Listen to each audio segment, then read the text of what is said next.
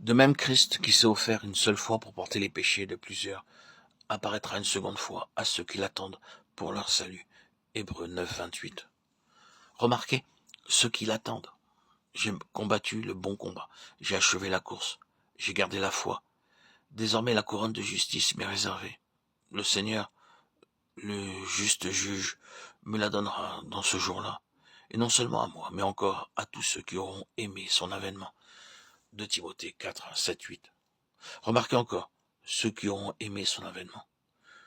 Si je désire ma pleine part dans l'héritage céleste, je dois vivre pour son avènement. Si je veux mon héritage, je dois vivre pour son avènement, le désirer et l'attendre. Il revient pour moi, je dois être trouvé prêt, car il peut venir à n'importe quel moment. Parfois, lorsque nous allons dans une maison sans y être attendus, nous devons d'abord frapper et demander « Puis-je entrer ?»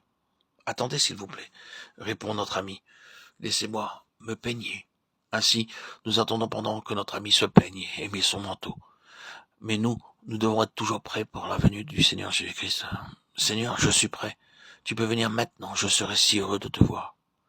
Je sauterai de joie lorsque je le rencontrerai et que je le verrai. » Il n'y aura pas l'ombre d'une question, et nous qui attendons son retour, nous devons être prêts. C'est pourquoi nous devons prendre part dignement à la table du Seigneur et sonder nos cœurs en disant « Seigneur, sonde-moi, sonde-moi. Est-ce que je t'ai offensé en parole? Ai-je fait quelque chose de honteux ou d'indigne? Alors s'il te plaît, pardonne-moi. » Beaucoup de croyants n'ont aucune mauvaise conscience. Ils ont prononcé des choses blessantes, dit des mensonges, mal utilisé l'argent du Seigneur, et cependant, ils ont pris part à la table du Seigneur. Mais veillez en attendant sa venue et soyez prêts. Par la vigilance, nous jouissons de notre part de l'héritage céleste. Ceci est l'expérience que nous devons vivre. Lisons Apocalypse 3.2. Soyons vigilants et affermis. Le reste qui est prêt de mourir, car je n'ai pas trouvé tes œuvres parfaites devant Dieu. J'ai mis devant toi une porte ouverte, Apocalypse 3.8. Une porte qui est ouverte par le Seigneur Jésus-Christ. Il y a beaucoup d'âmes assoiffées et de cœurs affamés, prêts pour recevoir le message.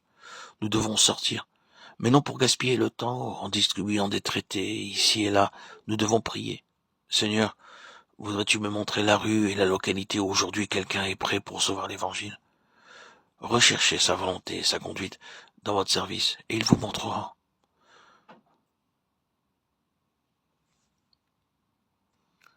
Il vous permettra les rencontres avec des âmes prêtes pour recevoir l'évangile.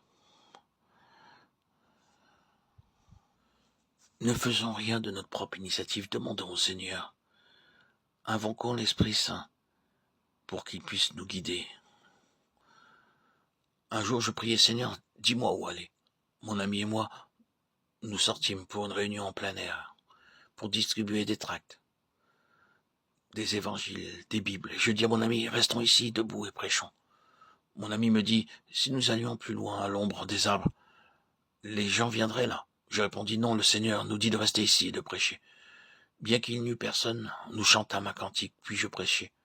Après que j'eus terminé de donner le message, un petit homme vint vers moi et dit, j'étais derrière le mur et je vous écoutais. Dieu vous envoyait à cause de moi. Puis il ajouta, il y a une famille qui habite la porte voisine de la mienne qui me demande de leur dire le chemin du salut, mais je ne le connais pas. Voudriez-vous venir, s'il vous plaît? Nous y allâmes joyeusement. L'homme, sa femme et ses enfants se rassemblèrent avec larmes autour de nous. Nous sommes si reconnaissants que vous soyez venus pour nous annoncer l'évangile, dirent-ils. Le Seigneur nous a ouvert une porte dans beaucoup de foyers, mais nous devions les découvrir par la prière. Seigneur, dois-je aller au nord, au sud, à l'est ou à l'ouest? Dirige-moi là où je dois aller, oins-moi et donne-moi ton message. Et il nous donnera des âmes. C'est en entrant par ces portes que nous sommes qualifiés pour l'héritage céleste. Les âmes que nous gagnons sous la conduite de Dieu sont pour Dieu, et il les connaît. Je pourrais vous raconter beaucoup d'histoires pour illustrer comment Dieu nous conduit, comment nous marchions et quelle fut la bénédiction qui suivit. Nous avons expérimenté que par une personne, beaucoup furent sauvés. La clé est d'abord de prier, demander à Dieu quel chemin à prendre. Et nous en verrons les fruits automatiquement.